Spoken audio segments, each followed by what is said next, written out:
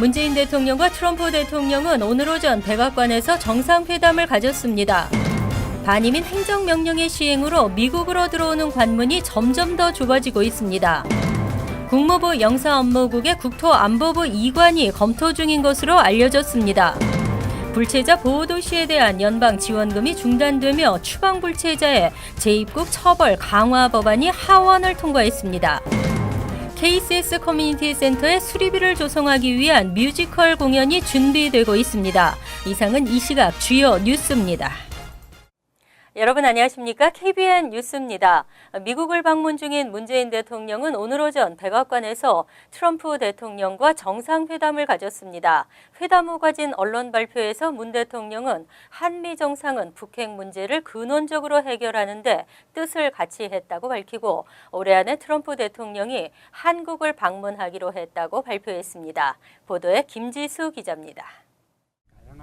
문재인 대통령과 트럼프 대통령이 나란히 자리를 함께했습니다. 오늘 오전 백악관에서 가진 단독 및 확대 정상회담 후 두 정상은 공동 언론 발표를 했습니다. 문재인 대통령은 양국 정상은 북핵 문제 해결에 최우선 순위를 두고 관련 정책을 긴밀히 조율하기로 했다고 밝히고 북한의 도발에는 단호히 대응하기로 했다며 북한이 대회의 테이블로 복귀할 것을 촉구한다고 말했습니다. 문 대통령은 국가안보에 타협이나 양보란 있을 수 없다며 이 자리를 빌려 한미동맹에 대한 미국과 트럼프 대통령의 확고한 다짐을 높이 평가한다고 말했습니다. 문재인 대통령은 또 한미는 양국 간의 경제협력이 동맹의 미래지향적인 발전에 있어 중요한 축이라는데 인식을 같이 했다고 말하고 양국은 다양한 분야에서 고위급 전략 협의체를 만들어 갈 것이라며 이런 과제들을 함께 풀어갈 구체적 방안들을 지속적인 협의를 통해 마련해 나갈 것이라고 밝혔습니다. 문 대통령은 트럼프 대통령에게 올해 중 한국을 방문하도록 초청했으며 트럼프 대통령은 이를 흔쾌히 수락했다고 밝혔습니다. KBN 뉴스 김지수입니다. 미국으로 들어오는 관문이 점점 좁아지고 있습니다. 특히 이슬람권 6개국 국민의 경우는 미국 내 가까운 가족과 사업적 연관성을 증명해야 좁은 문을 통과할 수 있습니다. 연방대법원이 조건부 반이민 행정명령을 인정하면서 29일 행정명령의 세부 기준이 공개됐습니다. AP통신이 입수한 연방정부 공문에 따르면 이란, 시리아, 리비아, 예멘, 소말리아, 수단 등 이슬람권 6개국 국민과 난민은 미국 내 가까운 가족이 있거나 사업적인 연관성이 있어야만 비자를 신청할 수 있습니다. 연방국무부가 전 세계 미 대사관과 영사관에 발송한 이 공문에 의하면 가까운 가족은 부모와 배우자, 자녀, 사위와 며느리, 형제, 자매 등입니다. 약혼자도 해당되지 않으며 조부모, 손자, 손녀, 숙모와 조카 등 사촌은 해당되지 않습니다. 다만 이 행정명령이 발효되기 전 비자를 발급받았다면 소급 적용되지는 않습니다. 사업상 미 입국을 해야 하는 경우 또 미국 내 업체와 고용 계약을 했을 경우에는 공식적인 업무라는 서류 기록이나 초청장이 있어야 이번 행정명령 적용 대상에서 제외될 수 있습니다. 하지만 행정명령을 피하기 위해 미국 내 사업체나 교육기관과의 관계를 맺은 경우 입국이 불허됩니다.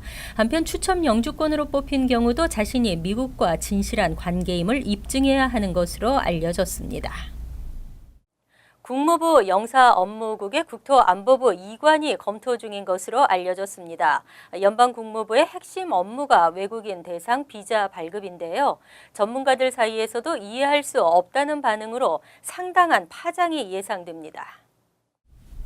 CNN은 최근 백악관 고위 관리의 말을 인용해 백악관이 국무부 소속 영사업무국과 인구 난민 이주국을 국토안보부로 이전하는 방안을 검토 중이라고 보도했습니다. 이 같은 아이디어는 지난 3월 백악관 국내정책위원회가 정부 개편을 추진하도록 하면서 이뤄진 것으로 알려졌습니다. 국무부 영사업무국은 국무부 내에서 가장 업무 범위가 넓은 분야 중 하나로 여권 발급에서부터 해외 여행 중이거나 해외에 거주하는 미국인들에게 비상사태 서비스 등을 하고 있습니다. 외국인들의 비자 발급 업무도 이곳에서 담당합니다. 영사 업무의 국토안보부 이전 방안은 국무부 소속 외교관들과 전문가들 사이에서 상당한 논란이 될 것으로 예상되고 있습니다. 실제로 전임 오바마 행정부 당시 인구 난민 이주국 국장을 지낸 앤 리처드는 영사 업무를 국토안보부로 이관하는 것이 엄청난 실수가 될 것이라고 경고했습니다. 한편 국토안보부는 미국의 국가안보를 총괄하는 기구로 테러로 인한 공격, 자연재해 등으로부터 미 국토의 안전을 지키는 기관입니다. 9.11 테러후 설치돼 현재 20만 명 이상의 직원이 일하고 있습니다. 반이민 행정명령이 반대의 장애물을 하나하나 헤쳐가고 있습니다. 불체자 보호도시에 대한 연방 지원금이 중단되고 추방 불체자는 미국 땅에 아예 발을 붙이지 못하도록 했습니다. 29일 하원에서는 불체자 보호도시 연방지원금 중단 법안과 케이트법을 통과시켰습니다. 이로써 연방정부는 연방이민당국의 불체자 단속에 지방자치정부가 협조하지 않을 경우 해당 지자체 연방정부의 지원금을 중단할 수 있게 됐습니다. 아울러 추방된 불체자가 또다시 미입국할 경우 처벌이 대폭 강화됩니다. 케이트란 2015년 샌프란시스코에서 미국에 재입국한 멕시코 불법 이민자 후안 로페즈 산체스가 쏜 총에 맞아 사망한 케이트 스타인이라는 여성의 이름에서 따온 것입니다. 중범죄 1건 이상 또는 경범죄 3건 이상의 전과자가 추방된 뒤 또다시 미입국할 경우 적발 시 최대 10년 징역, 3회 이상 추방 후 재입국을 반복한 경우 7에서 10년형에 처해집니다. 이번 법안 찬성에는 민주당 소속 의원도 3명 포함된 것으로 알려졌습니다. 하지만 케이트법은 트럼프 대통령의 반이민 정책과 맞물려 악용될 소지가 있다는 반론도 만만치 않습니다. 자유시민연합은 모든 불체자는 본질적으로 범죄자라는 잘못된 인식이 만연할 우려가 있다고 지적했습니다. 트럼프 대통령은 법안 통과 소식에 곧바로 트위터에 글을 올리고 미국인을 살리는 법안이 통과됐다며 상원에서도 통과를 기대한다고 밝혔습니다. 뉴욕 한인봉사센터 KCS가 베이사이드에 마련한 커뮤니티 센터에 수리비를 조성하기 위한 뮤지컬 공연이 열립니다. 김정길 단장이 이끄는 나눔 하모니 오케스트라가 공연을 준비하는데요. 지역 한인들이 성공적인 공연을 위해 힘을 합치기로 했습니다. KCS가 베이사이드에 새롭게 마련한 한인 커뮤니티 센터 5만 스퀘어핏이 넘는 큰 건물로 대규모 리모델링을 계획하고 있습니다. 공사 금액 중 뉴욕시가 $300만 달러를 지원하기로 했지만 커뮤니티가 매칭 펀드로 $150만 달러를 마련해야 하는 조건이 있습니다. KCS는 그동안 다양한 모금 활동을 전개해 현재 약 $110만 달러를 마련했고 남은 $40만 달러 모금을 위해 뮤지컬 공연을 준비하고 있습니다. 오는 7월 8일 저녁 7시 커뮤니티 회관에서 열리는 뮤지컬 아버지의 초상은 김정길 단장이 이끄는 나눔 오케스트라와 극단 MAT가 함께 마련합니다. 이렇게 좋은 단체가 생겨서 우리 2세대를 위해서 교육도 하고 정신적인 이런 지주가 될 수 있는 좋은 장소가 생기면 지금보다 훨씬 나은 한인사회가 되지 않을까. 이번 행사에는 미동부 한식세계화재단도 함께합니다. 재단은 공연장을 찾는 관객들에게 공연 시작 전에는 간단한 다과를 그리고 공연이 끝나고 나면 식사를 제공할 계획입니다. 그래서 저희들이 하고 싶은 것은 모든 분들이 다 같이 동참해서 이 회관을 빨리 정상화시키는 게 제일 좋다고 생각합니다. 네, 감사합니다. 뮤지컬 아버지의 초상 티켓 구입은 KCS에서 할 수 있으며 공연 당일 현장 구매도 가능합니다. 교육에 대한 통제권을 뉴욕 시장에게 일임하는 교육 자치권이 난항 끝에 통과됐습니다. 뉴욕 시장은 앞으로 2년 더 교육 통제를 통해 더 나은 뉴욕시의 교육을 지향하게 됐습니다. 뉴욕시장의 교육자치권이 진통 끝에 29일 극적으로 2년 연장됐습니다. 당초 교육자치권 기한 종료일은 30일까지여서 종료를 하루 남기고 통과된 것입니다. 뉴욕시는 지난 2002년부터 교육행정 일원화와 투명성 등을 위해 시장이 교육행정을 통제하도록 하고 있지만 이는 영구적인 것이 아니어서 뉴욕주 의회에서 자치권 기한 연장 승인을 받아야 합니다. 하원과 상원이 난항을 계속하자 앤드류 쿠오모 주지사는 주의회에 특별회의를 요구하며 시장의 교육 자치권 연장을 이끌었습니다. 하원은 2년 연장을 주장했으나 공화당이 강세인 상원은 뉴욕시의 차터스쿨 확대를 연장 조건으로 내걸었습니다. 결국 특별회의 12시간 마라톤 논의 끝에 29일 오전 1시 하원에서 찬성 115표, 반대 15표로 2년 연장 법안이 통과됐습니다. 같은 날 오후 이어진 상원에서도 찬성 48표, 반대 반대 2표로 연장 법안이 통과됐습니다. 빌 드블라지오 뉴욕시장은 시장이 교육 행정을 통제한 지난 15년간 고교생 졸업률은 크게 상승했으며 학력도 눈에 띄게 높아졌고 교내 범죄도 크게 줄었다며 자치권이 계속돼야 한다고 강조했습니다. 뉴저지 의회와 주지사의 팽팽한 줄다리기로 주정부 폐쇄에 대한 우려가 높아지고 있습니다.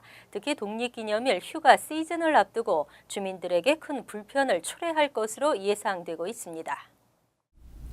29일 오후 8시까지 통과되지 못한 2017에서 18회계년도 예산안 처리가 30일 자정까지도 해결되지 못하면 당장 7월 1일부터 주정부가 운영하고 있는 공원과 해변 등이 일시적으로 문을 닫고 수천 명의 공무원이 해고돼 정부 기능이 마비될 수 있습니다. 29일 주 하원은 347억 달러 규모의 예산안을 표결에 붙여 통과를 시도했지만 찬성 24표, 반대 21표, 기권 35표로 통과 찬성 정족수인 41표를 넘지 못해 무산됐습니다. 예산안을 통과시키더라도 크리스티 주지사가 서명하지 않을 것이라는 의견이 우세하면서 민주당 의원들 사이에서 기권표가 쏟아졌습니다. 크리스티 주지사는 약물 중독 재활치료비 예산 3억 달러를 건강보험회사로부터 걷어들일 수 있도록 주의회가 통과시켜 주기를 요구하고 있고 주의회는 그렇게 되면 주민들의 건강보험료가 인상될 수 있다며 반대하고 있습니다. 주정부 셧다운은 2006년 존 커자인 전 주지사 재임 당시 한 차례 있었습니다. 하지만 이번에도 재연된다면 로터리 복권 판매가 전면 중단되고 주 차량국과 법원 등 주정부 소속의 일부 관공서도 이용할 수 없게 됩니다. 스마트폰 앱으로 택시를 부를 수 있는 차량 공유 서비스가 29일부터 뉴욕주 전역으로 확대됐습니다. 밴드웨건과 옐로캡도 합승 서비스로 경쟁하고 있습니다. 뉴욕주와 롱아일랜드 나소 카운티 일부 지역에서만 허용됐던 차량 공유 서비스가 29일부터 롱아일랜드 전역과 버팔로, 로체스터, 시라큐스, 얼바니 등 뉴욕주 전역으로 확대됐습니다. 당초 7월 9일부터 확대 시행될 예정이었지만 독립기념일 휴일이 시작되기 전 서비스를 확대해야 한다는 업계의 요구로 29일부터 시행할 수 있도록 앞당겨졌습니다. 차량 공유 서비스 업체 밴드웨건은 맨해튼 그랜센트럴역과 펜스테이션 역사의 통공객들을 위한 합승 서비스를 오는 9월부터 실시할 예정입니다. 옐로캡도 지난 6일부터 합승 서비스를 제공하며 경쟁에 나섰습니다. 차량 공유 서비스 업체 바이어가 택시 호출 및 요금 결제 서비스 업체인 커브와 공동으로 옐로캡 합승 서비스를 제공하고 있습니다. 합승 서비스를 이용하는 승객들은 최대 40%까지 할인받을 수 있습니다. 차량 공유 서비스업은 오는 2030년까지 지금보다 8배 성장해 택시업보다 5배가량 커질 수 있다는 전망입니다. 우버 측에 따르면 서비스 확대로 우버에서만 13,000개의 신규 일자리가 창출될 것으로 기대되고 있습니다.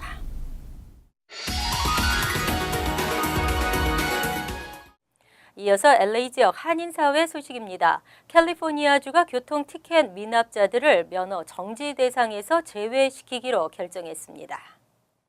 제리 브라운 캘리포니아 주지사는 교통법규 위반 티켓을 받은 운전자가 벌금을 미납하는 등 단순 교통 위반의 경우에는 면허정지 대상에서 제외시키는 조항을 승인하고 다음 달 1일부터 시행할 예정이라고 밝혔습니다. 브라운 주지사는 현재 주 법에 따르면 교통 티켓을 받은 운전자가 벌금을 내지 않거나 정해진 날짜에 법원에 출석하지 않을 경우 운전면허 취소나 정지 등의 처분을 받았지만 이로 인해 저소득층 가구들은 벌금 체납으로 면허가 정지되면서 일자리를 잃는 등 생계에 큰 타격을 입고 있다며 이번 조치에 대한 취지를 설명했습니다. 한편 이에 대해 일각에서는 면허정지 처분이 사라질 경우 교통티켓 미납 문제가 더 악화될 것이라며 우려의 목소리를 나타내기도 했습니다. 캘리포니아주의 주류 판매 시간 연장 법안이 주의회의 최종 승인 절차만 남겨두고 있습니다. 법안 통과에 대한 시민들의 찬반 여론이 팽팽하게 맞서고 있습니다. 주류 언론에 따르면 주류 판매 시간을 기존의 새벽 2시에서 4시까지 연장하는 내용의 법안 384에 대해 주류업계 종사자들은 환영하고 있는 반면 공중보건안전 지지자들은 늦은 시간까지 주류 판매를 허용할 경우 범죄 발생 위험이 높아져 지역 커뮤니티에 악영향을 미칠 수 있다며 우려를 나타내고 있는 것으로 알려졌습니다. 특히 지난 27일에는 일부 시민들이 LA 시청 앞에 모여 해당 법안 통과에 반대하는 시위를 벌이기도 했습니다. 이와 관련해 주류 판매 시간 연장 법안을 추진한 스캇 위너 캘리포니아주 상원 의원은 다른 주들의 자료를 분석한 결과 주류 판매 시간 연장과 음주 관련 사고와의 연관성은 없다고 강조했습니다. 간추린 소식입니다. 29일 헨리킴 수석 전무가 태평양은행 제3대 행장으로 최종 선임됐습니다. 김 신임 행장은 UC 산타바바라와 퍼시픽 코스트 뱅킹 스쿨을 졸업했으며 태평양은행 창립 멤버입니다. 김 신임 행장은 탁월한 리더십과 시장에 대한 경험, 지식이 풍부한 것으로 평가받고 있습니다. 정광진 이사장은 태평양은행의 지속적인 성장과 변화를 견인해낼 적임자로 믿고 있다고 말했습니다. 대한항공은 지난 16일부터 노플라이 제도를 시행하고 운영에 들어갔습니다. 노플라이 제도는 기내에서 난동을 부린 전력이 있는 승객의 탑승을 거부하는 것으로 승객의 기내 난동으로부터 승객과 승무원의 안전을 지키려는 것입니다. 신체 접촉을 수반한 폭행, 성추행, 욕설과 폭언 등 지속적인 업무 방해로 형사처벌 대상 행위를 한 승객이 대상입니다. 29일 스타레저 보도에 따르면 뉴저지에서 지난 2015년 한 해에만 펜타닐 남용으로 417명이 사망한 것으로 나타났습니다. 3년 만에 10배 가까이 늘어난 것입니다. 펜타닐은 암 환자나 수술 직후 환자에게 사용되지만 마약 대용품으로 오남용되고 있습니다. 펜타닐 남용은 제약회사들의 지나친 마케팅과 일부 의사들이 쉽게 처방전을 써주고 있기 때문으로 풀이됩니다. 29일 오후 3시 40분쯤 아시아나항공이 이용하고 있는 JFK 국제공항의 4번 터미널에 중국 요리 패스트푸드 체인점 판다 익스프레스 주방에서 화재가 발생했습니다. 화재는 신속히 출동한 소방관들에 의해 10분 만에 진압됐으며 부상자는 발생하지 않았습니다. 하지만 연기가 터미널을 가득 채우면서 대기 중이었던 승객 수백 명이 긴급 대피해야만 했습니다. 다음은 시사 컬럼이 이어집니다.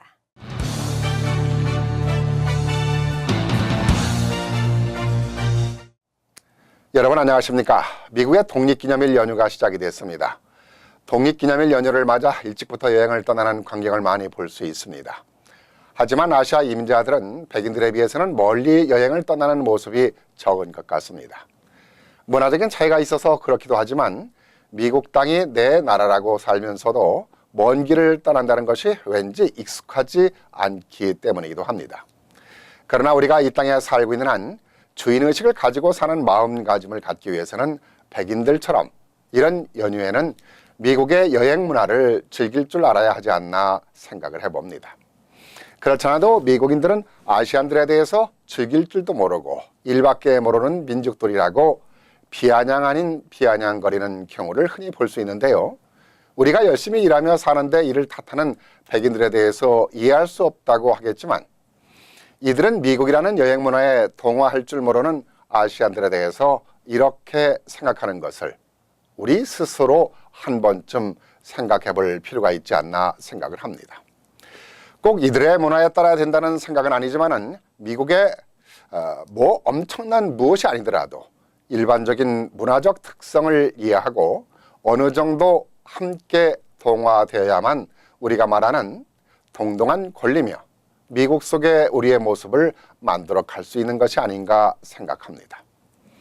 다민족으로 구성되어 있는 미국을 이루는데 아시안들의 공헌이 크다고도 하지만 아직까지 소외되어 있는 느낌을 갖게 되는 모습도 이런 일상적인 문화에 우리가 생활화하지 못하고 있는 이유이기 때문이기도 합니다. 최근 미 행정부나 정치권의 차별적인 정책들이 더 많이 쏟아지고 있는데요. 같은 이민자들이라고 해도 아시안 이민자들이 보이지 않는 차별을 더 겪으며 살아가야 하는 처지인 것을 감안하면 보다 미국의 다양한 제도와 다양한 문화부터 접근해 가는 것이 이러한 문제들을 극복해 갈 수 있는 방법이라고도 생각을 합니다. 돌이켜보면 미국의 백인 사회라고 하는 사람들도 대부분 유럽인들이라고 하지만은 각기 다른 민족의 특성과 문화적 차이로 많은 갈등들이 있어 왔음을 역사적으로 엿볼 수 있습니다. 백인들이라고 모두가 똑같은 언어와 문화를 갖고 있지는 않습니다. 각기 다른 언어와 문화적 특성을 지니고 있지만 미국이라는 제도적 문화 특성에 동화를 하고 공유해 왔던 것입니다. 그래서 그들은 미국이라는 제도 속에 하나가 되어 왔고 바로 이러한 바탕이 그들이 말하는 영향력 있는 세력들로 군림을 하고 있는 것이라고 봅니다. 우리도 영향력 있는 이민자로 또 이 땅의 국민으로서 동등한 권리를 누리며 살아가기 위해서는 이런 일상적인 여행 문화부터 이해하고 어울리는 자세가 필요하지 않나 생각을 합니다.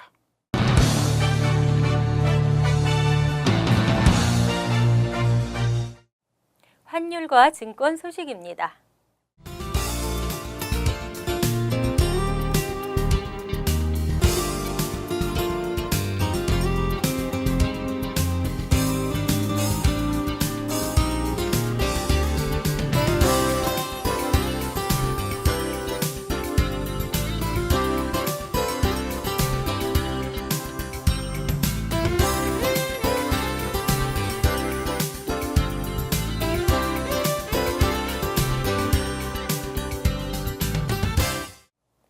이어서 날씨입니다. 토요일은 차차 흐려지면서 오후에 한때 폭우가 예상됩니다. 낮 최고 기온은 84도, 섭씨 29도, 밤 최저 기온은 73도, 섭씨 23도로 예상됩니다.